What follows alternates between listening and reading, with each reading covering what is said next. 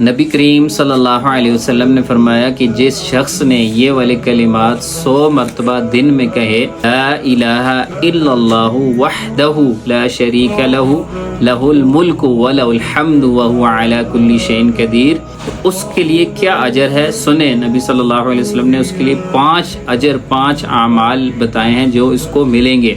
سب سے پہلا، اللہ تعالیٰ اس کے لیے 100 نیکیاں لکھ دے گا۔ دوسرا، 100 گناہ معاف کر دے گا۔ تیسرا، اس کو اتنا اجر ملے گا جتنا 10 غلام آزاد کرنے کا اجر ہوتا ہے۔ چوتھا، سارا دن شیطان سے حفاظت میں رہے گا، اللہ تعالیٰ اس کی حفاظت کرے گا، کوئی جادو اس پر اثر نہیں کر سکے گا۔ اور پانچواں، اس سے بڑا افضل انسان اس دن کوئی نہیں ہوگا سوائے اس کے جس نے اس کلمے کو زیادہ پڑھا ہوگا۔